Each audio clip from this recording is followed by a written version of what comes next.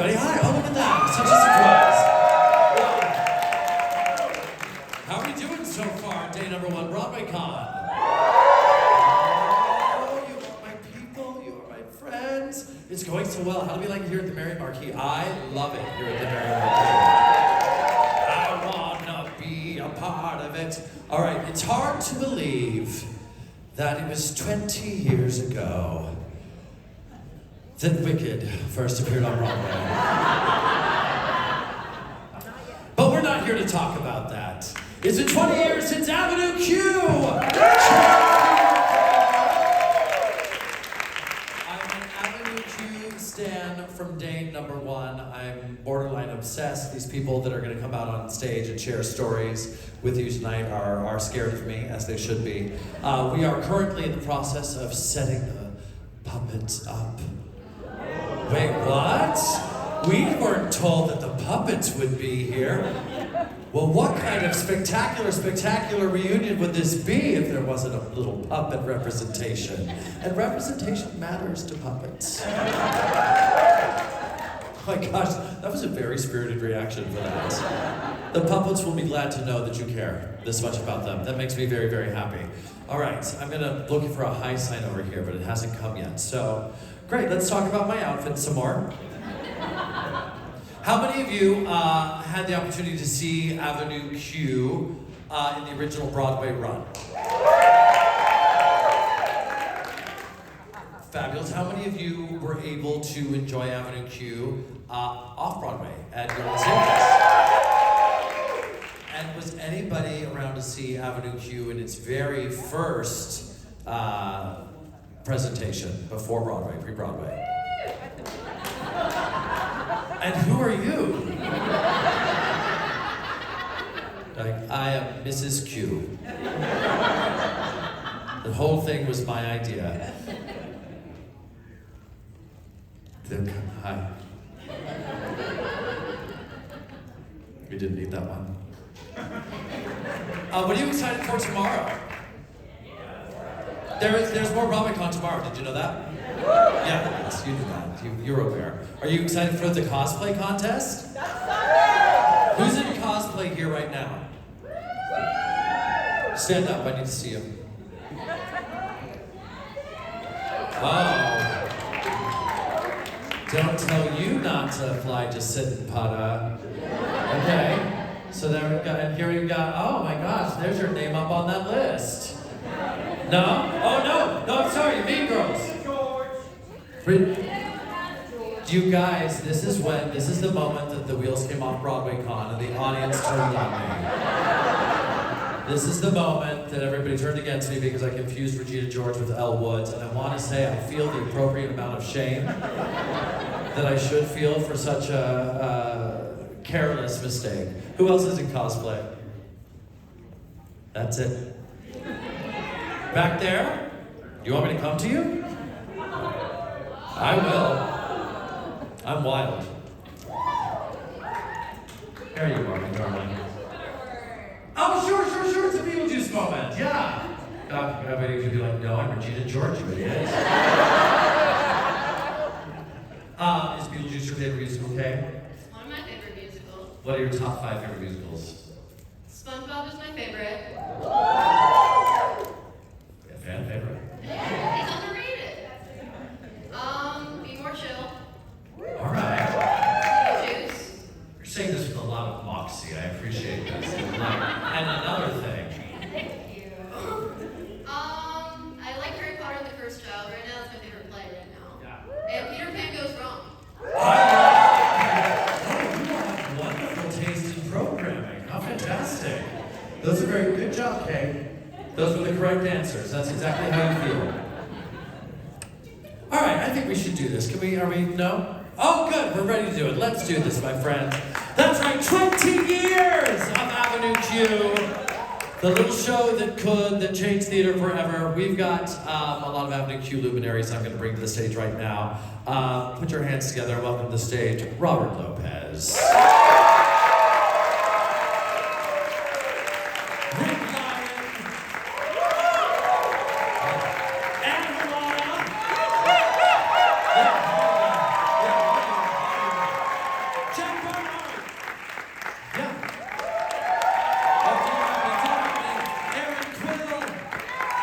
The other champions that are not orders coming up.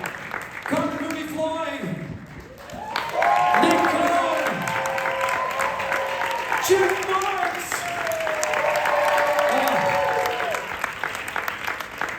Hello, friends. Yes, whoever you like, I guess. Hi. All right. Do we have enough amplification for y'all? No. No? Am I sitting here? Yeah, sit right there. Oh, okay. I would love for you to be amplified. Okay, but I have a microphone and I'm willing to share. We have one microphone. No, we've got several. No, Oh, we do? We got all kinds. We do all kinds. Oh, you've got a lot. I do. That's fancy. All right, so let's talk about the 20-year reunion moment that we're having here. Who is responsible? Who got the team together and said, "Hey, now, this needs to happen.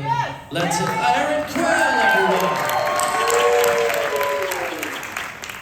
Let's jump right to that. Aaron, talk to us a little bit about the whys and wherefores and how you made this all happen. Well, first I had to make sure who was talking to who. No, I'm just kidding. I'm totally kidding.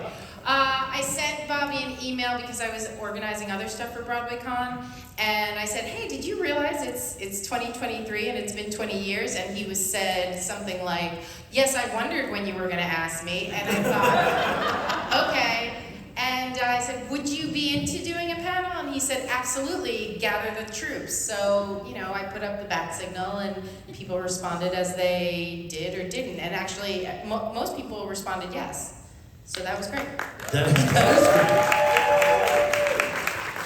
Well, and first, Yeah. my first reaction was, "Oh my God, 20 years, that's a long time." And then we all thought that we'd give you guys some indication of what 20 years felt like just by coming a little late.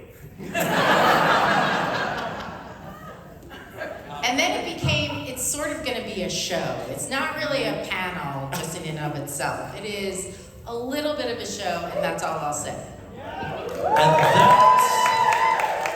And that's what they didn't tell you walking in. So good on you for being the smartest people at the Marriott Marquis right now. Okay, this is fun because Aaron's provided me with some questions here that I find to be kind of madcap and fun. So with your permission, here we go. I'm a little OCD. Yeah. Well, someone's got to drive the boat. I know, right? We're gonna go, Bobby and Jeff. Hi. Hey. All right, so let's go back to the very beginning. A very good place to start. You met. Oh, I didn't deserve that, but thank you. You met in the BMI Writers program. Yes, this is true. True. That's true. Great, good. So far, you're doing great. When did you know in that process that you were creative partners that you could work together and make something special? We were both writing separately. I think you were writing separately and I was writing separately. And I was also doing an internship with Ira Weitzman, the famous producer of readings and musicals.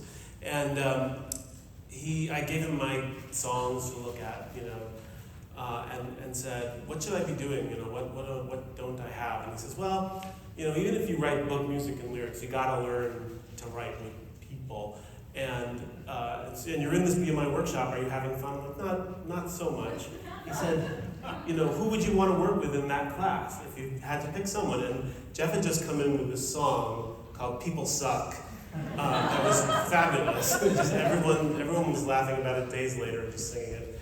And I said, "Jeff Marks," and he said, "Well, call Jeff Marks and work on something together." And that's how we started. There was a 10-minute project at the end of the first year, and ours was Hansel and Gretel in Disneyland. It was a weird kind of sci-fi dystopian riff on Disneyland and Hansel and Gretel.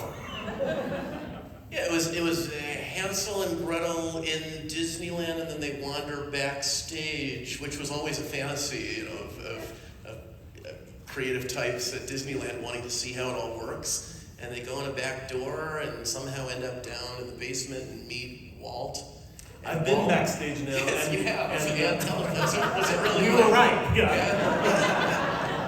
Yeah. Walt was down, and Mickey was.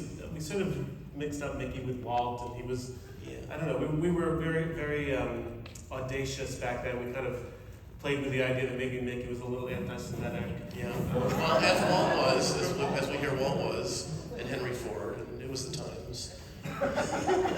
Anyway, it was a weird show, and it led to Kermit, Prince of Denmark, which was our next project. And that was the one they said, adapt a classic, adapt something that you don't have to get the rights for. So we decided to adapt Hamlet as done by the Muppets, which we eventually did have to try to get the rights for.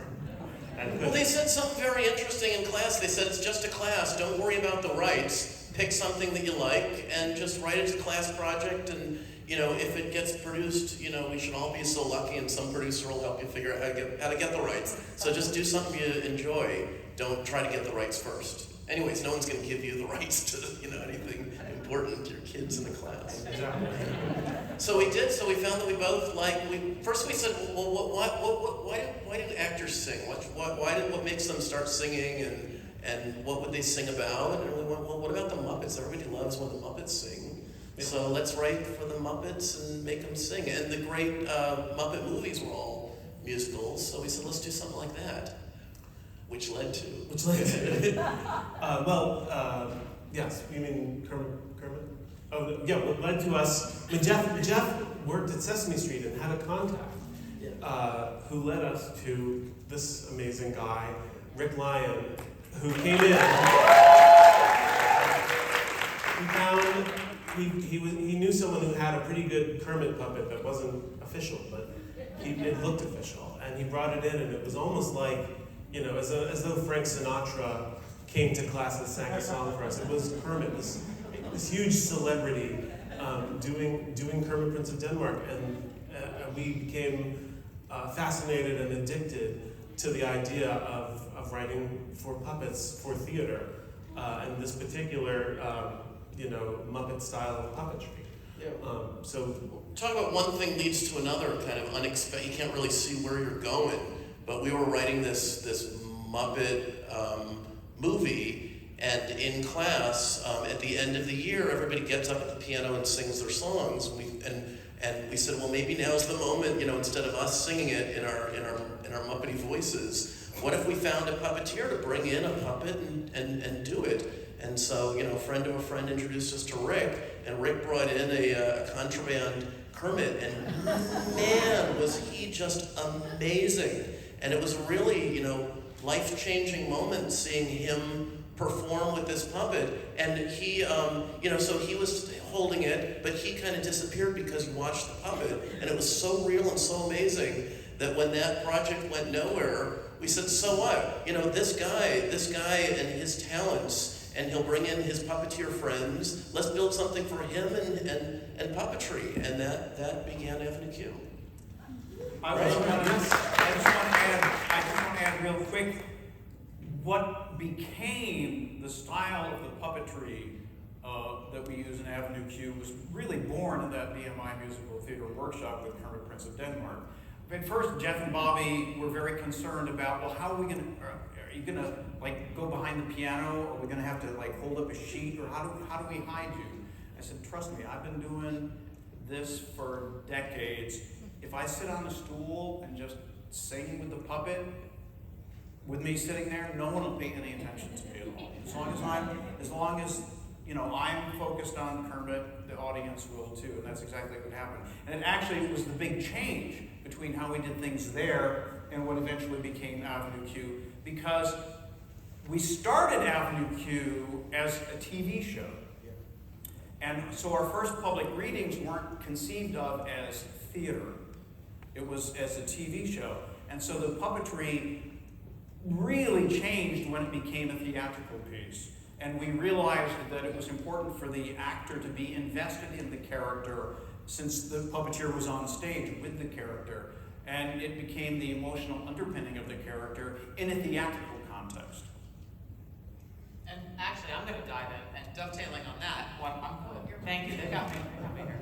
When I joined the company, and I was doing my end of the puppeteering, which was largely assisting and right-handing for Nikki and Trekkie and all of that. And I remember saying, so as I'm assisting, where am I looking? Like, as we're puppeteering, are we puppeteering like this, or are we puppeteering like this?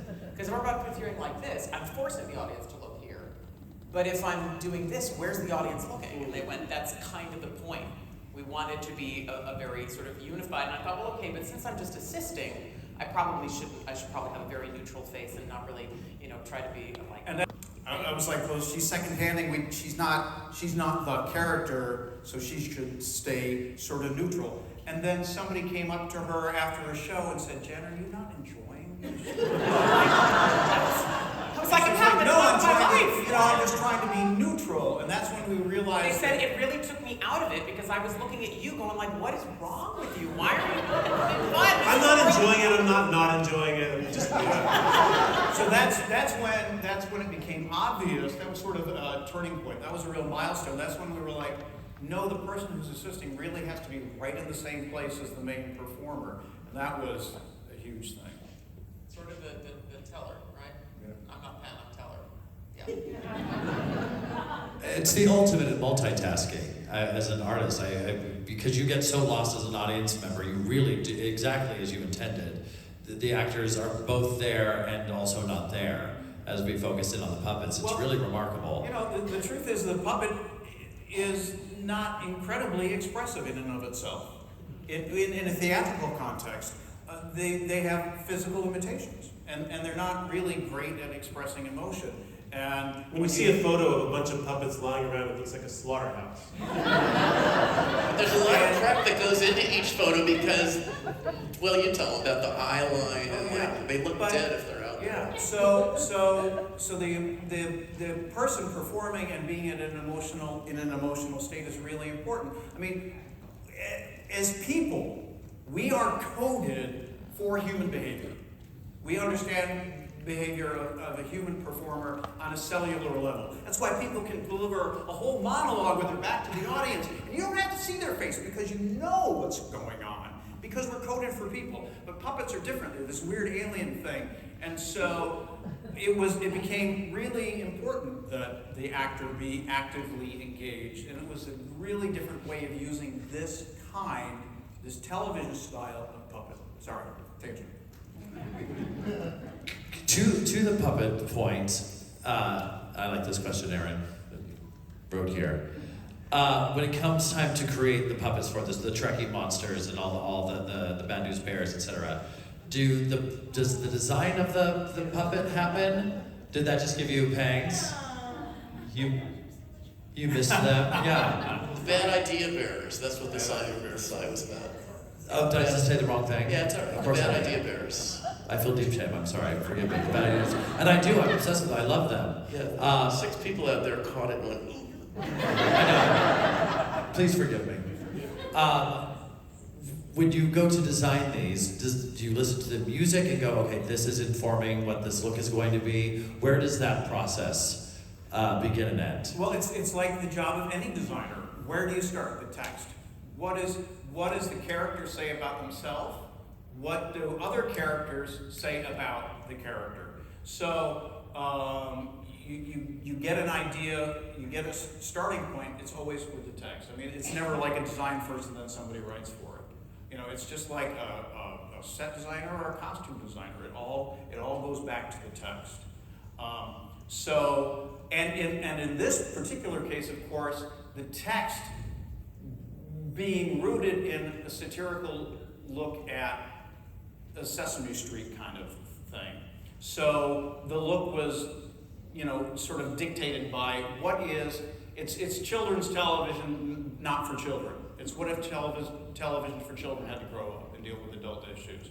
So the starting point is the most famous television puppets, which are the Muppets. And so they have to be familiar characters, so they have to be in that vein but be their own things. And that was the tricky thing, is not making a knockoff Ernie or not making a knockoff Bert, making these characters their own things. And so I worked really, really, really hard to make sure that none of the characters in Avenue Q are the shape of the puppets on Sesame Street. They're not the colors of the characters on Sesame Street. And that changed too. The very first Trekkie monster, the show started, as I said, very much as a satire of Sesame Street. It became much more rich later and became its own identity later, but it started, the jumping off point was a satire of Sesame Street. So Trekkie Monster originally was very much a satire of, a parody of Cookie Monster. And so the puppet looked like Cookie Monster. He had two googly eyes, and he was furry and had live hands. He was green, and he wore a Star Trek uniform, and had like Spock ears. That, as the show developed and became more of its own unique thing, Trekkie was too much of a satire of. He was too literally a parody of a Sesame Street character, so he had to change too. And also we were afraid that Paramount would sue us, so we lost the Star Trek. So. Well, can I say he did such a good job that when we first put it on its feet, we invited the people from Sesame Street to come see it, because we thought we don't want to hear from their lawyer and then we're fighting. Let's invite them and then we'll just have a discussion. We'll say, what do you think? And we'll say, oh, we can address that. So they came and they loved it. So there was no problem except for one character. Trekkie. But we kept the weird name. We were too in love with the name. Yeah. Well, that's a funny story too. We tried not to call him Trekkie Monster. After we lost all the references to Trekkie Monster, he became Techie Monster because he's all about the internet and stuff like that. And it just, I gave him an eyepiece, a little virtual whatever eyepiece, and Google Earth thing, and blah blah blah, and wearable technology. And it just didn't. It seemed too high tech. It seemed out of place with this sort of humbleness of Avenue Q. So we just went back to calling him Trekkie Monster, and nobody in the whole history of the show has ever asked, why is his name Trekkie Monster? They don't care. Either that, or like I thought, people that are Star Trek lunatics and people who love porn, like big overlap. It doesn't seem like they don't belong, right? It's in the general category of straight guys. I can point you to some websites. KlingonSex.com. Oh, they know the websites. I want to turn, we're speaking a bit about acting with the puppets. I want to turn to the actors who are acting with puppets, alongside puppets. And I'm interested in kind of the process of getting used to that. How do you have to affect a performance or lean into a performance to work opposite a puppet? Well, Jordan Gelbert, who sends his regards, and I would talk about this all the time because we were so used to looking directly into the eyes of the actor, of our fellow actors, when we did scene work.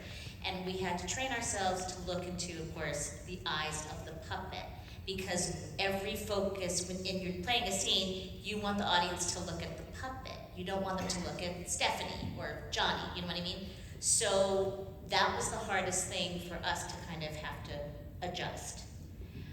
What was so helpful was that all of our puppeteers were such good actors themselves that if we caught their eyes, if we looked at their face, they were doing exactly what the character would be doing, in terms of emotion on their face. So it really was kind of like the two had melded, right, into the character. And we were just like, oh, well, this isn't so bad. Like, so after a while, it was just second nature to just be, I'm talking to you, I'm not talking to you, you know what I mean? But it took a while because, we are trained, like Rick said, to look at the humans. But in this show, we couldn't.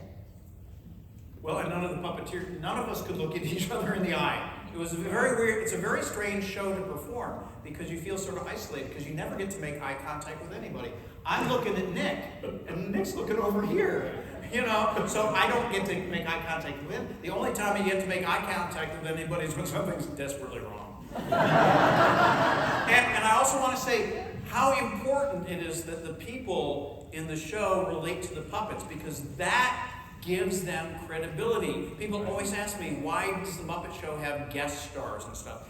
For that exact reason, because the guest star relating to the puppets gives them credibility. So it's their response and their reaction to the puppets that makes the audience help buy into the illusion of their, existence. So it's, you know, it's so easy to be upstaged by the puppets, and I always feel bad about this, but it's so critical for the people to relate to the puppets.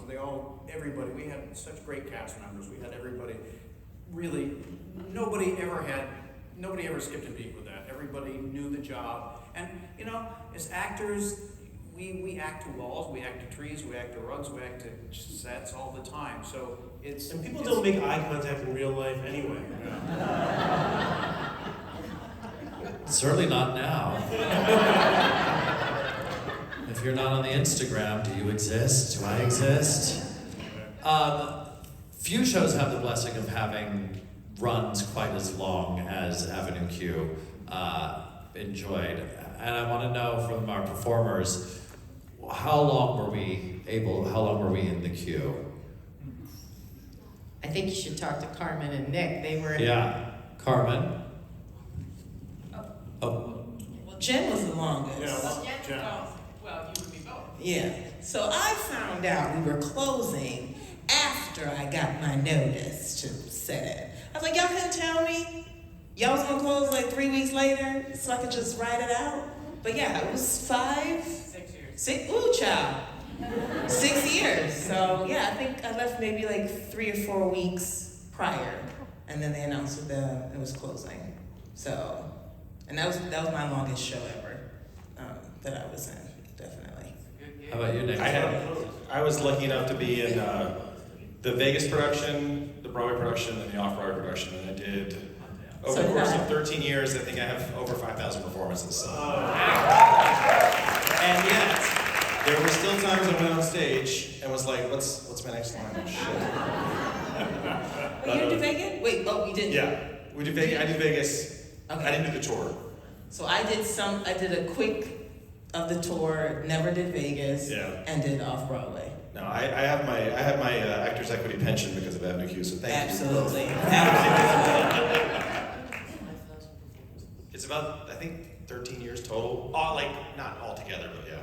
So I was very lucky to be in that show for as long as I was. I'm happy up there with that. I've never done the numbers. Go to equityleague.org. You really can find it out? Yes, and look at your pension. Oh, don't tell you? Oh, okay. No, but it shows you if you're vested or not in your pension. So if I make it to 62, then I'll be good. So. Sorry, this got weird. I love that you know this. This is a life hack, actors. Actor life hack. Aaron mentioned earlier that there was aspects of this experience we're having together that made it feel a bit like a show, and I wonder how I can ease us into that. I think we just say, Bobby, it's time. Maybe it's like one of those books you read where you're reading, pages and chapters about someone's life, and then there's some laminated pages that have pictures on them, and this is that part of the book. I love this part of the book. All right, so Charlie, going to talk first? Yeah. All right, so let's show you the song, one of the songs from Kermit, Prince of Denmark. Yeah, I think we've said before that this is kind of like where it's almost like a Sesame Street song, and it's where we felt like, we could write these sorts of songs, and this is kind of our sound. We always loved this song. We did it a lot back in the day. Yeah, and as I was listening to it again, getting ready for this, I realized that it's about getting along. Right. We wrote another song about getting along. Which? Racist. Oh, yeah. Racist. Yeah, it's a precursor to everyone's a little bit racist. Well, just to set it up quickly, Kermit, Prince of Denmark follows very loosely the story of Hamlet. Kermit is going on a plane to Denver to go skiing, and someone's holding up a plant, and he gets on the wrong plane, and he ends up in Denmark, and somehow gets in. There's Hamlet and there's Kermit. They both look identical, and Miss Piggy is Ophelia and Gertrude, the whole idea being that if you substitute any other character in Western literature for Prince Hamlet, the play doesn't work, and there is no I mean, he kills the guy in the beginning, or he doesn't. And if you put Kermit in the center of Hamlet, the play within the play becomes a musical where everyone forgives each other and learns to get along. So this is Kermit.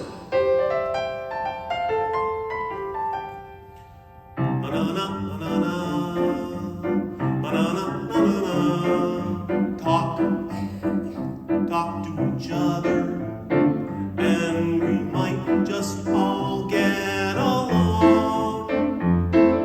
Talk about anything under the sun. Talk business, or talk just for fun. Just talk.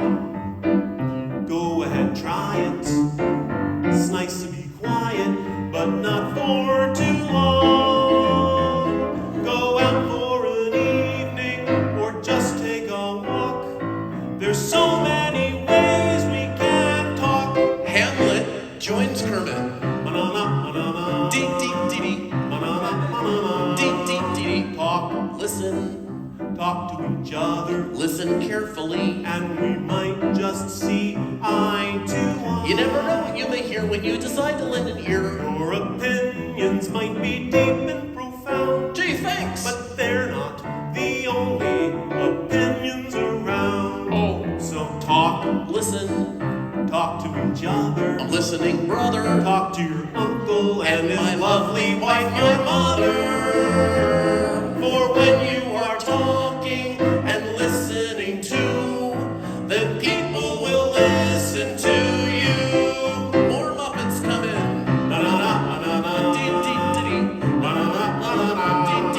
Talk, hello, Hello. talk to each other. How you doing? Very well, thanks, And we might just all get along. Great to see you. And great to see you. Talk about anything under the sun. Think all right. Talk business, one word, plastics. Or talk just for fun. Just talk. Talk, talk, talk, talk. It's nice to be quiet, but not for too long. Relieve your frustration with communication. Let's get the whole nation to talk. Everybody now talk. Listen. Talk to each other. Listen carefully. And we might just see eye to eye. Your opinions might be perfectly sound. Yours too, but they're not the only opinions around. So talk, talk, talk, talk to each other. Talk to each other. Talk to your family, mother, father, sister, brother.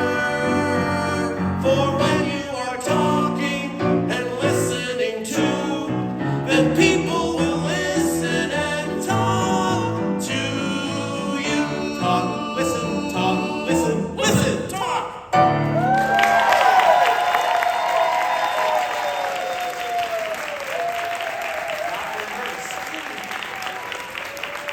Over 20 years later, no rehearsal. What are we doing next? I know, that's all, I'm trying to think. Is it, Rub someone? it's Rough Someone.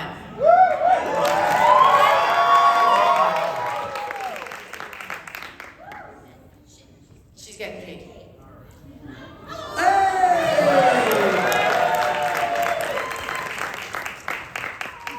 Before we start this one, Kate, I just wanted to, I'm sorry to make you wait after just coming right out. But we just found the original version of Rub Someone. And it was originally Christmas Eve and Rod. And it was not as good of a song. It was the same basic tune, but Rod sang the bridge. And we looked at the sheet music and the direction, the direction written for Rod above the first line was Labit Gouret. Anyway. I don't Oh, Christmas Eve. Why can't people get along and love each other? You think getting along same as loving? Sometimes love, right where you hating most, Kate Monster. The more you love someone, the more you want to kill them. The more you love someone, the more he make you cry. Though you are try for making peace with them and loving. That's why you love so strong, you'd like to make him die. The more you love someone, the more he make you crazy.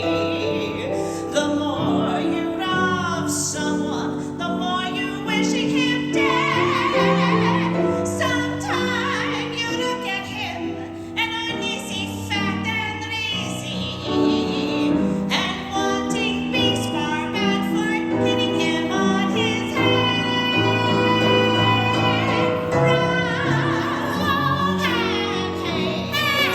Hey, dating two brothers who go on a date. What? Where one of them goes, other one follows. You inviting love, hey, also bringing sorrow. Ah, yes. The more you love someone, the more you want to kill him.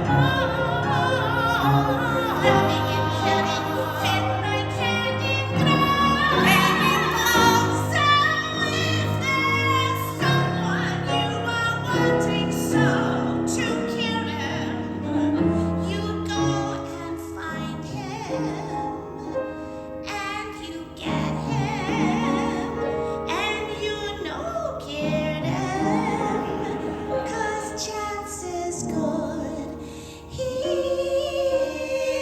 your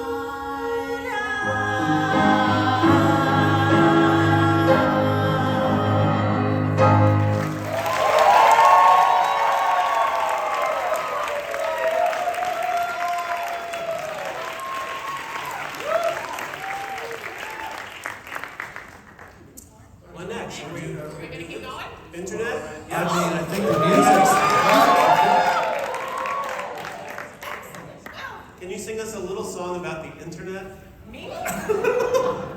Finally! I've been looking forward to doing a whole lesson all by myself. I'm gonna teach something relevant, something modern. The internet. The internet is really, really great. Poor.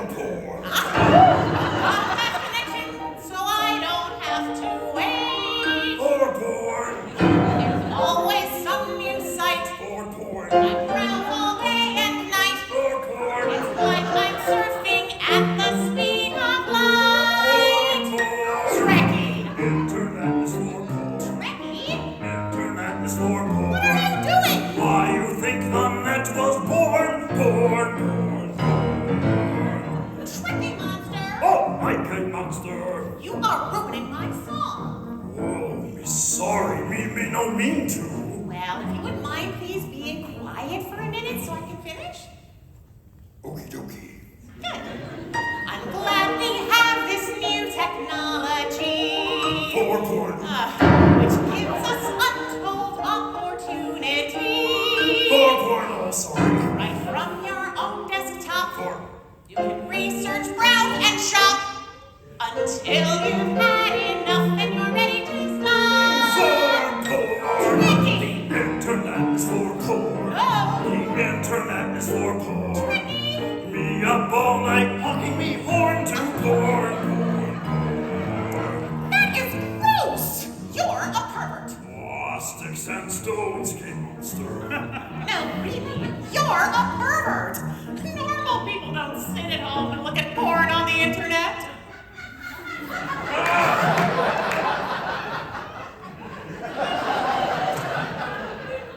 Oh, What?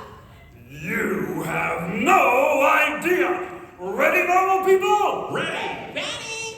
Let me hear it. Internet is for porn. Sorry, Kate. The internet is for porn. Masturbating. Oh! All these guys unzip their flies for porn. The internet is not for porn. Hold on a second. What? Now, I happen to know for a fact that you, Rod, check your portfolio and trade stocks online. That's correct. And Ryan, you buy things on Amazon.com. Sure. And Gary, you keep selling your possessions on eBay. Yes, I do. And Princeton, you sent me that sweet online birthday card. True. Oh, but Kate, what you think you do after?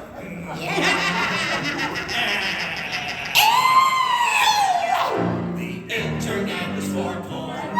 The internet is for porn. I hate porn. Grab your dick and double click for porn. I hate men. Porn. I hate the internet. Internet is for internet is for internet is for porn. Yeah.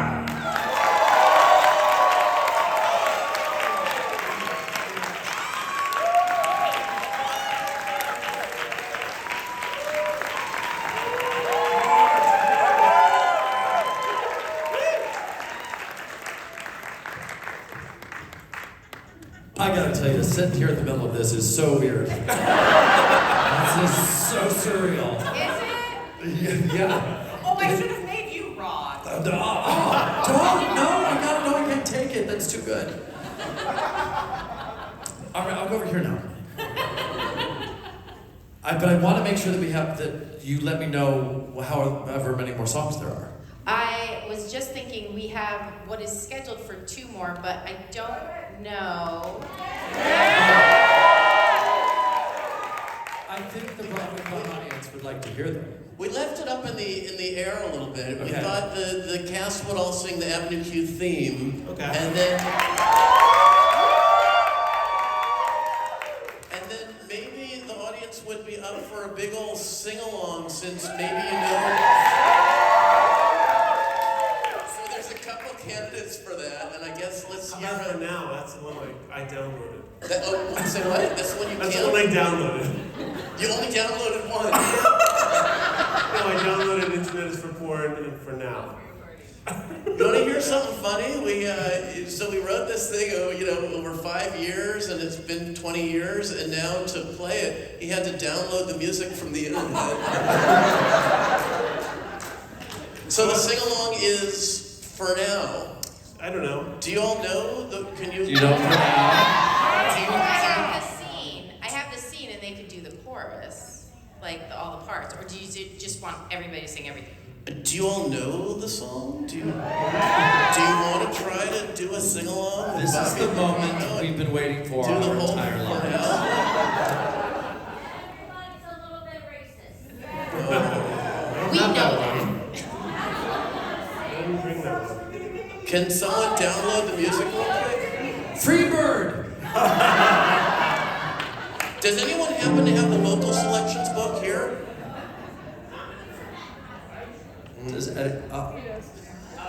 Are you raising your hand because you have the vocal selections in your Do pocket? you really? This is chaos. Oh, Josh can play. Okay, we gotta just make a Josh is decision. offering to play. Josh can do it. We're doing it for now. Oh, all right. Hello. Josh can play. You want to play it? Yeah, I know you. I know you from the internet. Yeah, you can play it. Hi, Josh. How you doing? Were you in Leia Well, Salonga's get dressing over room? those 88s, Josh. What's happening? Which song are This we is talking the about? atmosphere we've encouraged. Yeah, this is what we wanted. What song are we doing? What's happening? First thing, okay. First thing, the Avenue Q theme song. That's right. Thanks. Thank you.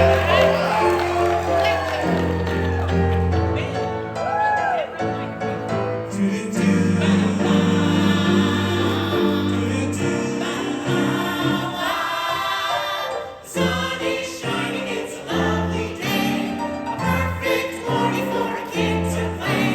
But you've got lots of bills to pay. What can you do?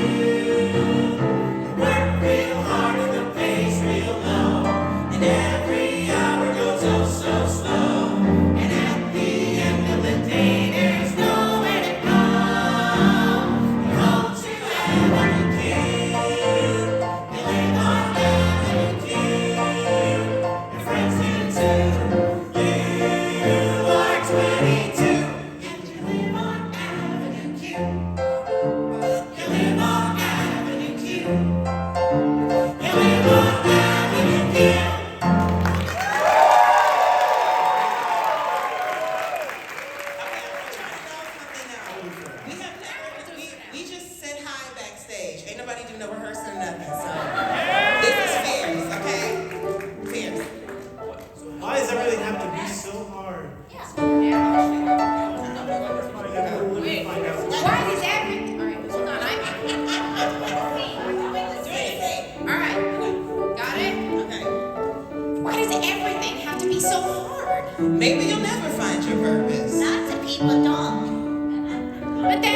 don't know why I'm even alive. Well, who does?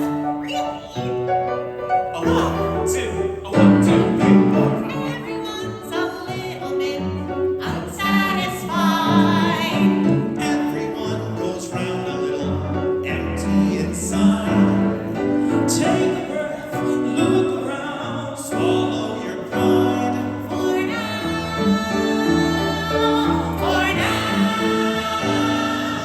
nothing lasts. Life goes on. Full of surprises. You'll be faced with problems of all shapes and sizes. You're going to have to make a few compromises. For now, but only for now. Only for now. Only for now. Only for Now we're healthy. For now we're employed. For now we're happy. And we'll accept things we cannot avoid. For now. But only for now. Only for now. Only for now. Only for now. Only for now. Now there's life. Only for now. Now there's love. Only for now. Now there's happiness. Only for now. Now there's comfort. Only for now. Now there's friendship. Only for now. Only for now. Only for now. Sex is only for now. Your hair is only for now. This strife Is only for now. no stress. Relax. Let life roll off your backs. Except for death and paying taxes. Everything in life is only for good times. Only for now. That's the one. Really scary. Only for now. But it's only temporary.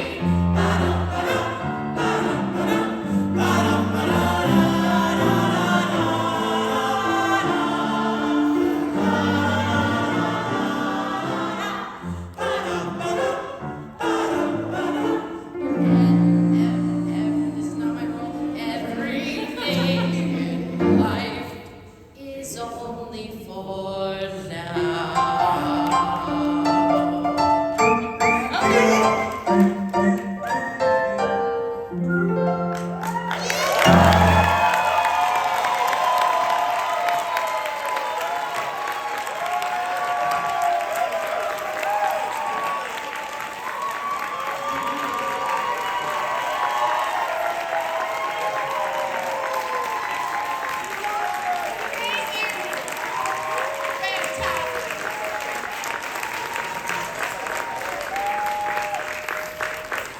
Okay. Sure, what time? No idea what time it is. I feel like I'm in the Twilight Zone. I just went down a crazy musical theater nerd Fantasia wormhole. 6:04. I think we did good. We think we did good? Yeah.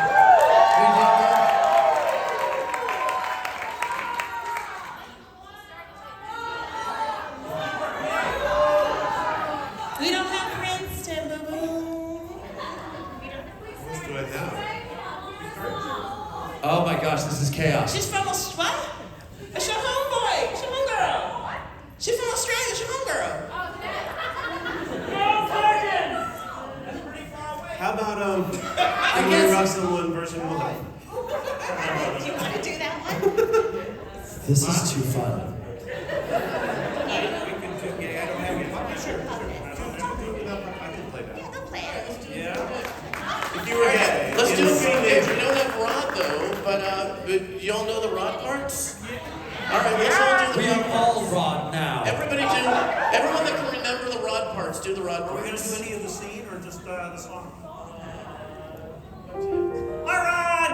Hi, Nikki. Hey, Rod, you'll never guess what happened to me on the subway this morning. This guy was smiling at me and talking to me. That's very nice. That's very Yeah, he was being real friendly. And you know, I think he was coming on to me. I think he thought I was gay. So, Why are you telling me this?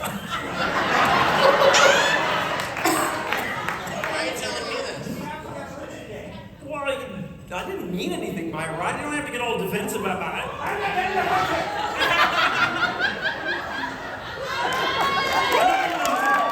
I'll do it from over here, okay?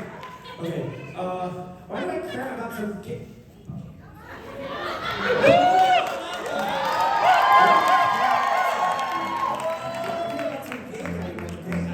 Well, I didn't mean anything by it, Rod. I just think it's something we should be able to talk about. Well, I do not want to talk about it, Nikki. This conversation is over. Yeah, we're right. Over!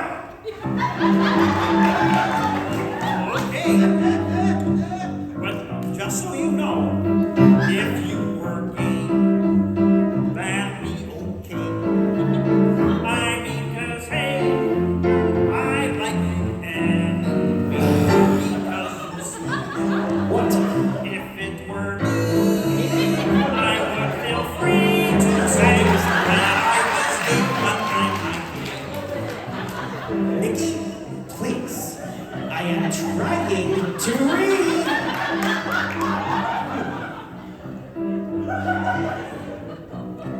What?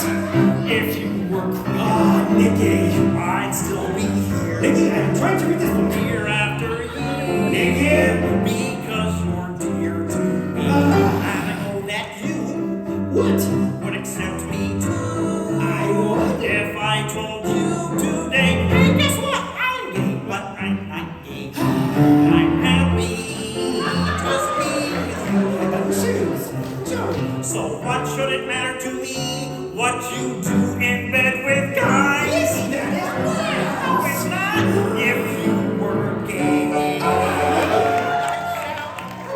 Hey, and here I'd stay.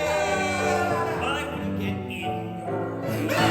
Count on me to always be beside you every day to tell you it's okay. You were just born that way. And as they say, it's in your DNA. You're gay.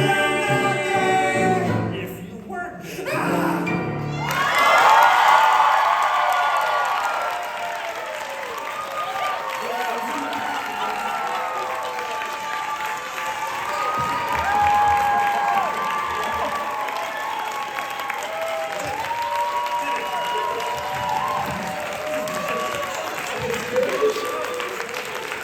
That mayhem is just the spirit of the show. That's just what we wanted. Yeah. 20 years of chaos. One thing I want to know, just quickly, is Avenue Q a place and moment in time, or is there a revival to be had? No, it's like Brigadoon. It's just it's a legend. Just keep your eyes peeled. Yeah. Okay. You know, if there's demand for a revival will happen. Once again, the power is the hands of the people. Power to the people. 20 years. What is the one thing that you hope that audiences have taken away from Avenue Q? The mayhem of that last number. That's the spirit in which the show is created, and that's what made it fun. And I love that we did that. Thank you, Josh. Thank Josh so much. Let Josh be a reminder that you can do that to any show you want. Anybody can do that. You can walk on stage and take it over. But stay out of the dressing rooms. All right, thanks everybody. That's it. Thank you, Tim. Thank you, friends. We'll see you tonight and tomorrow. Next night.